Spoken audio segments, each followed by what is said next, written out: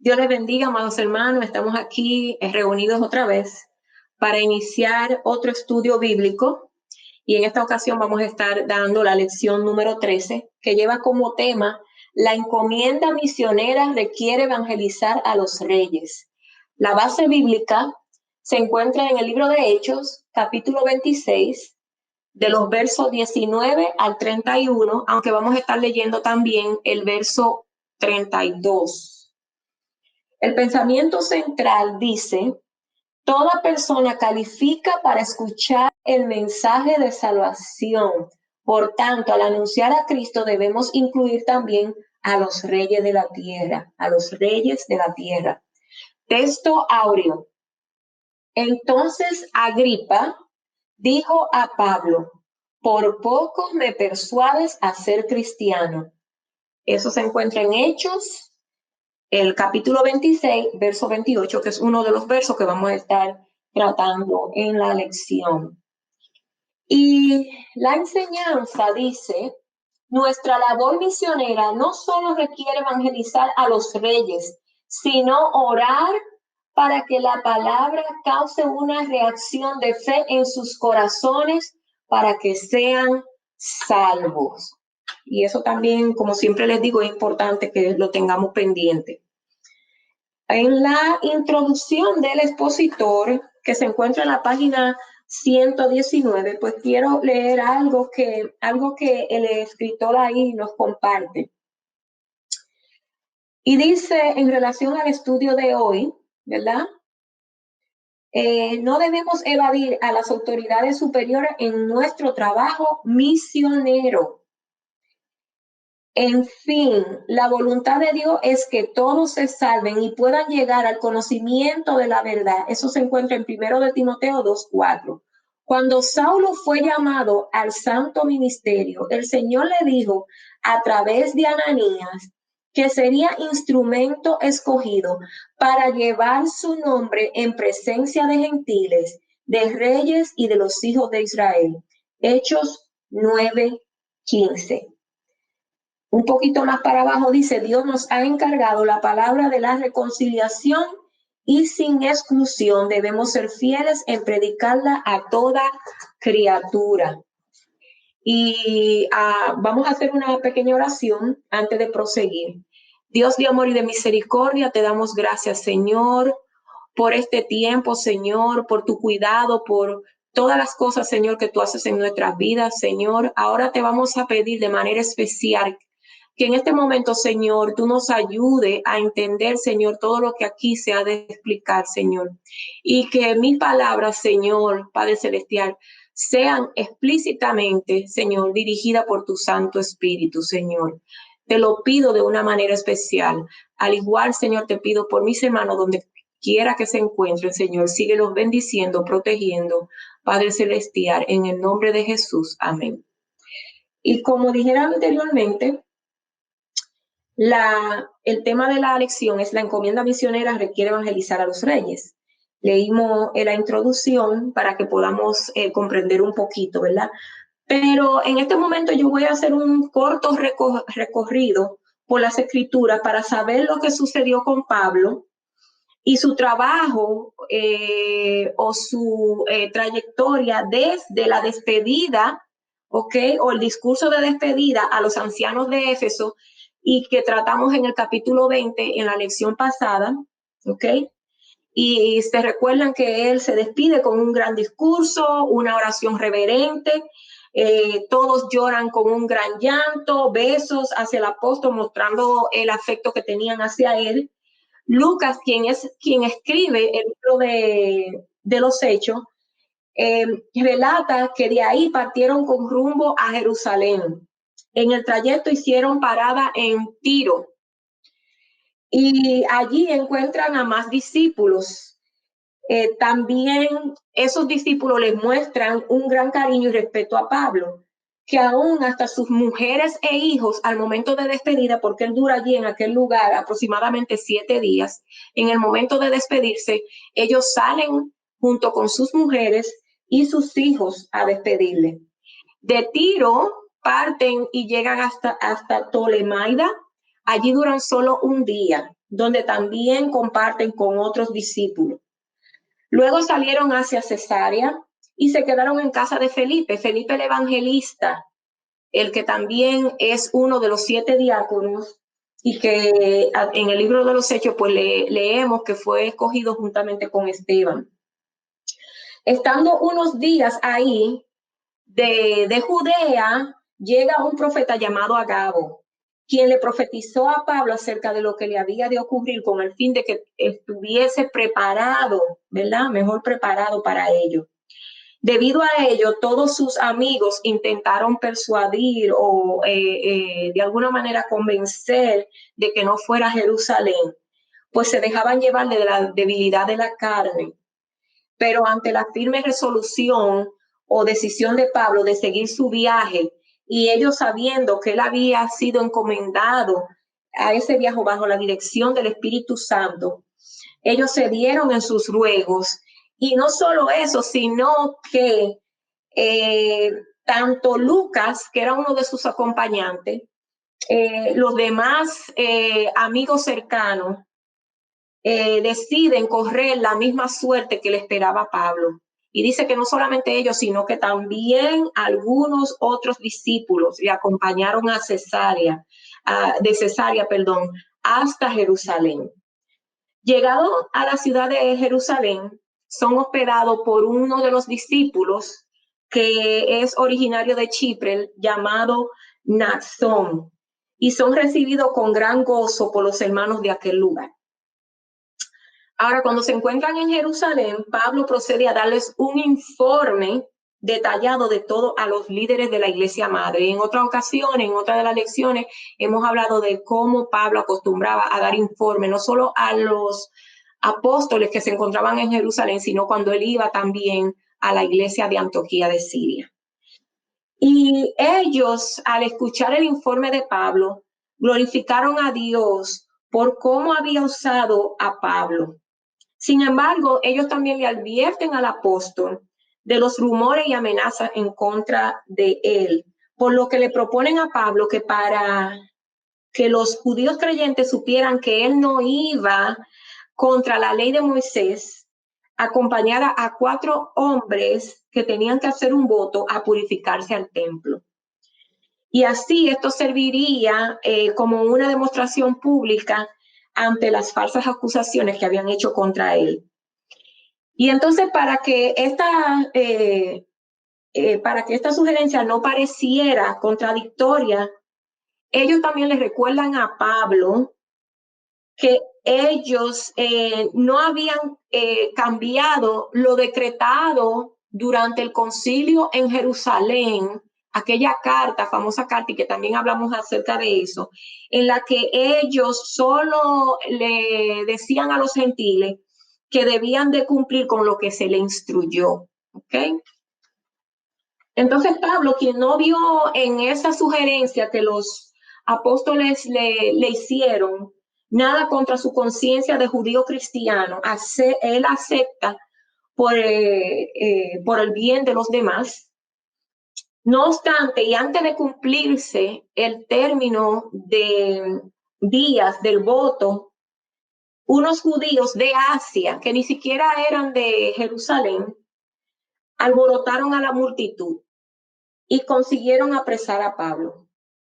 Y cuando estaba a punto de ser linchado, el apóstol es rescatado por un magistrado romano.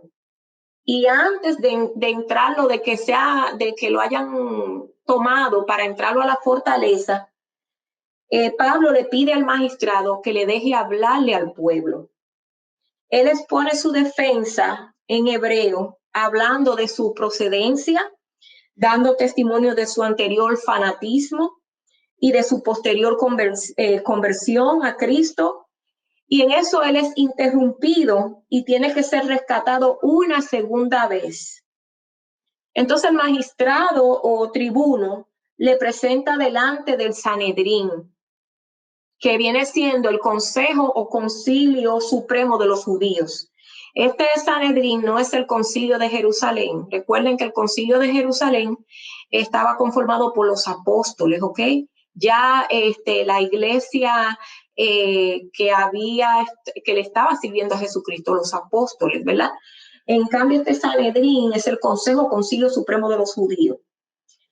Y debido a la gran disensión entre los fariseos, los saduceos y la asamblea, nuevamente mandan a los soldados que lleven al apóstol dentro de la fortaleza. Viendo que no ganaron nada por medio de los alborotos ni por procedimientos legales, traman entonces un complot para asesinar a Pablo.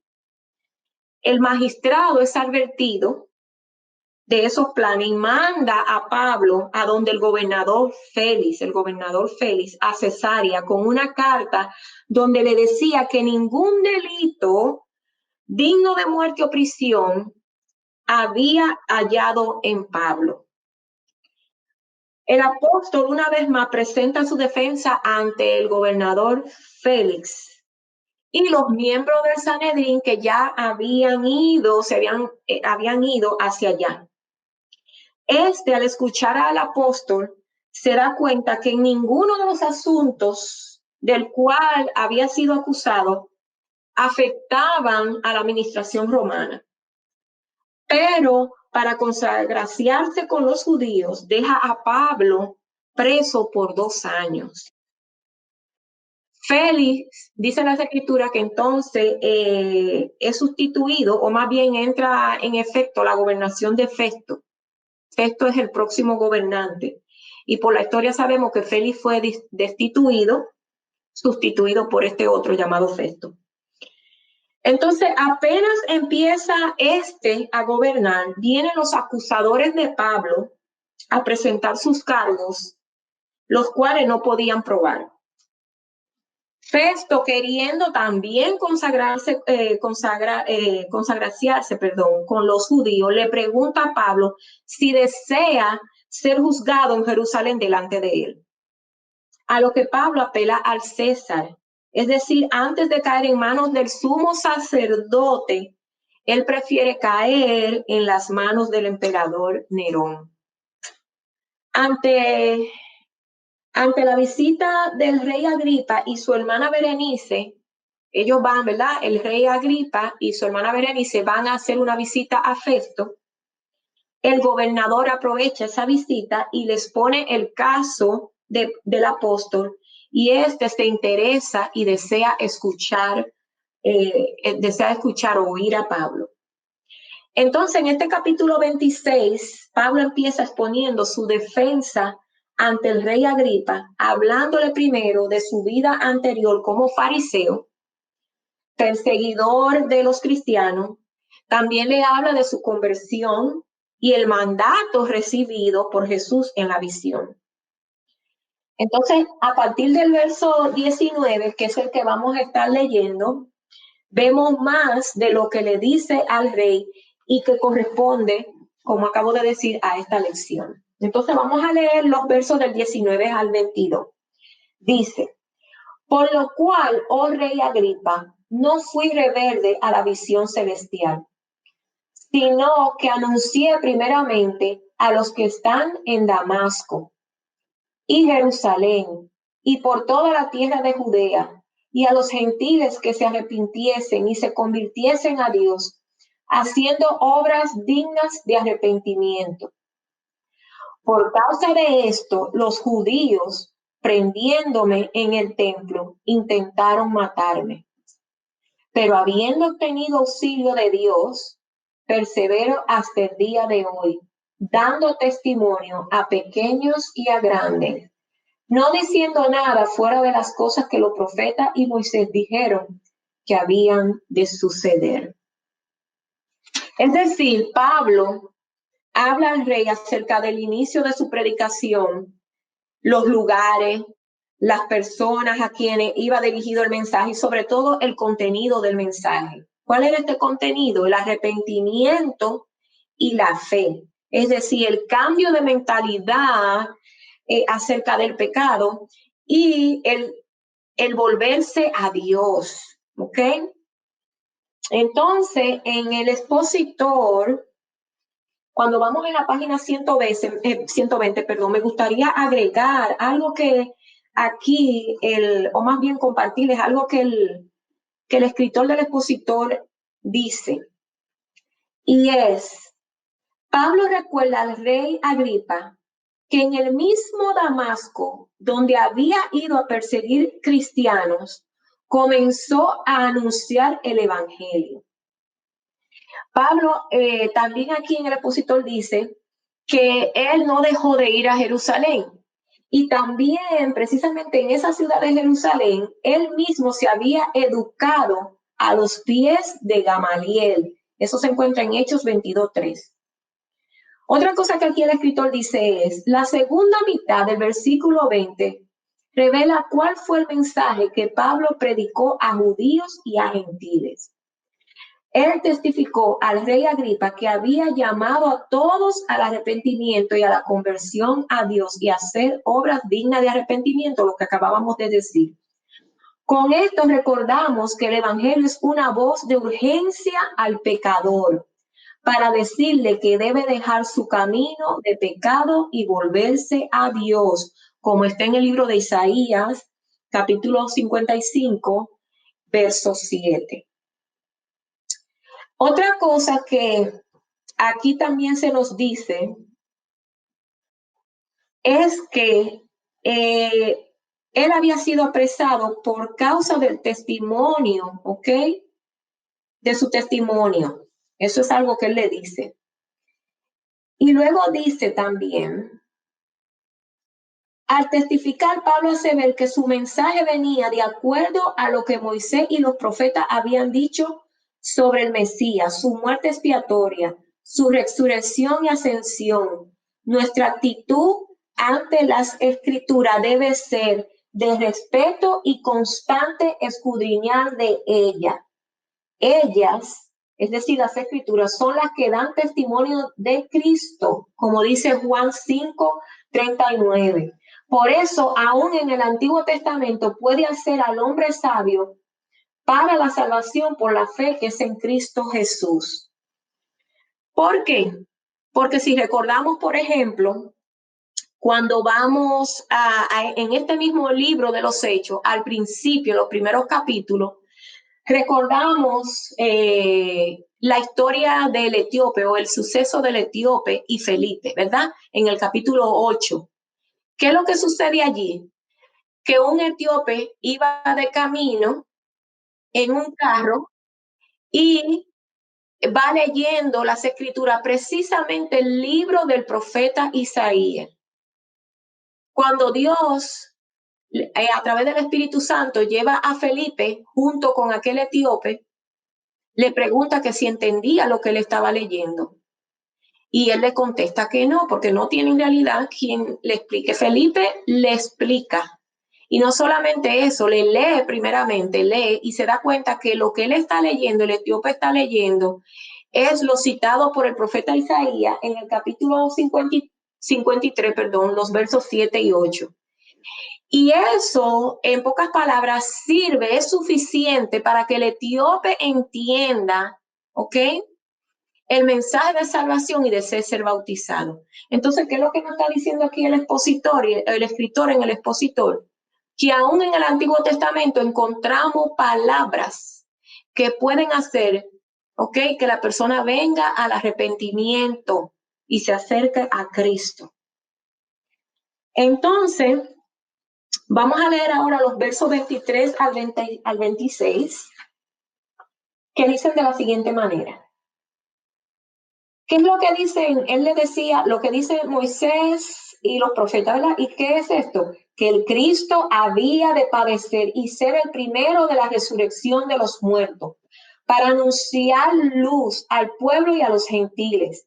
Diciendo él estas cosas en su defensa, Festo a gran voz dijo: ¿Estás loco, Pablo? Las muchas letras te vuelven loco. Mas él dijo: no estoy loco, excelentísimo Festo, sino que hablo palabras de verdad y de cordura. Pues el rey sabe estas cosas, delante de quien también hablo con toda confianza. Porque no pienso que ignora nada de esto, pues no se ha hecho esto en algún rincón. ¿Ok? Aquí vemos, como había dicho anteriormente, que Pablo, a pesar de que la cruz de Cristo era un escándalo para los judíos, al igual que su resurrección, Pablo declara que ambas cosas estaban de acuerdo con las profecías del Antiguo Testamento. En ese momento es interrumpido por Festo, el gobernador, quien lo menosprecia llamándole loco. Sin embargo, el apóstol con humildad y respeto le contesta que no es locura lo que él habla, sino verdad y una verdad y cordura también. Le dice verdad y cordura. Además, agrega que el rey Agripa tenía conocimiento de las cosas sucedidas en Jerusalén respecto a Jesús y que habían pasado varios años antes, pues precisamente es el padre de este rey Agripa quien le había dado muerte a Jacobo, el hermano de Juan, cuando vamos y leemos el capítulo 12 de Hechos.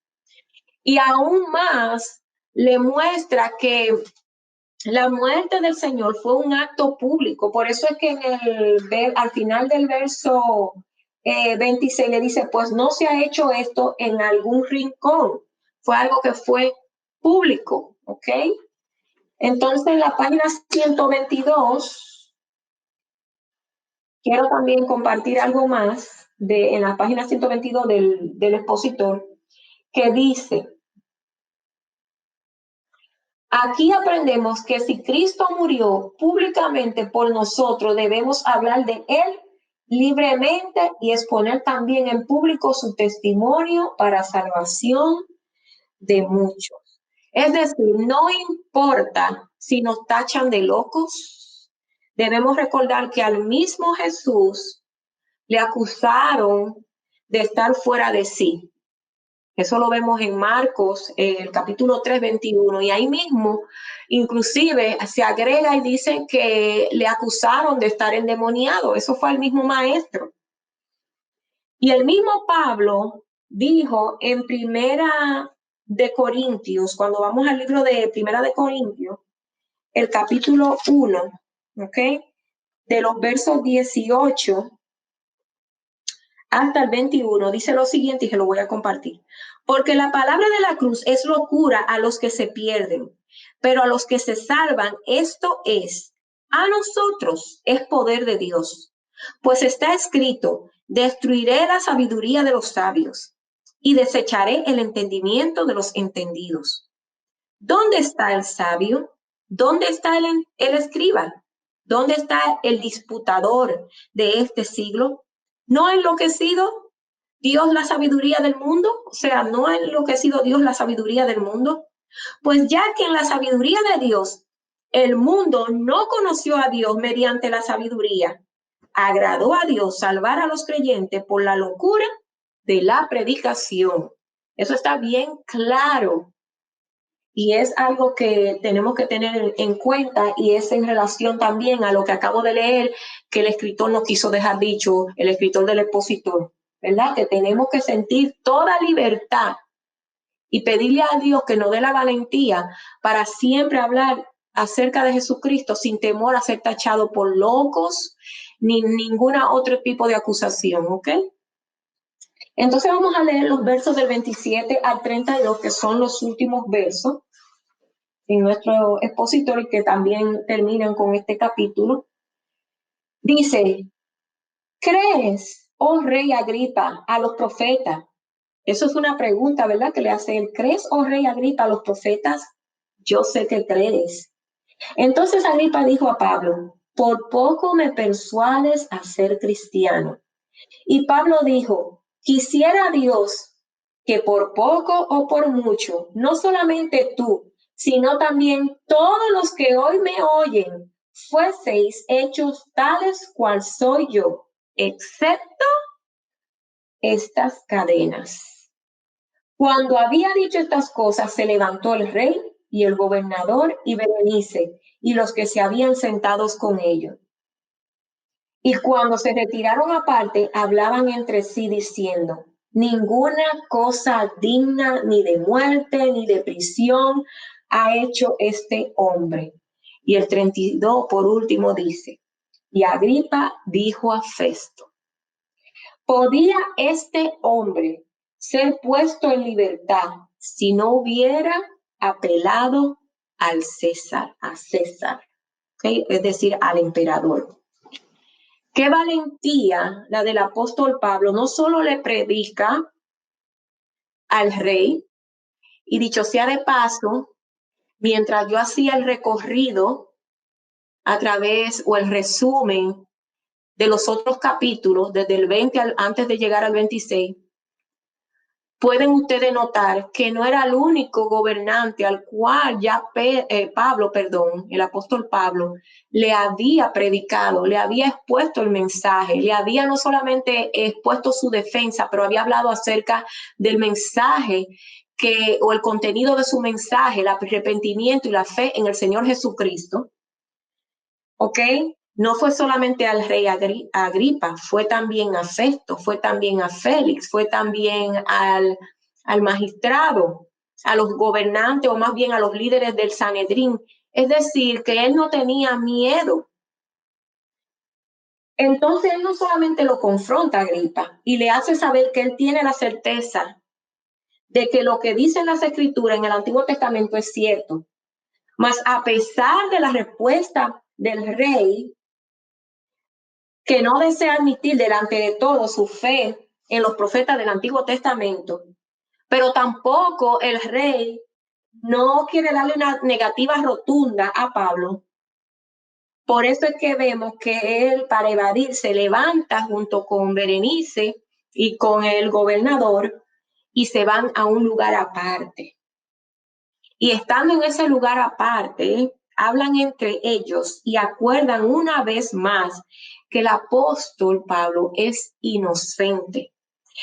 Tan inocente que si no fuese porque el mismo Pablo había apelado a comparecer ante el emperador, hubiera sido puesto en libertad en aquel momento.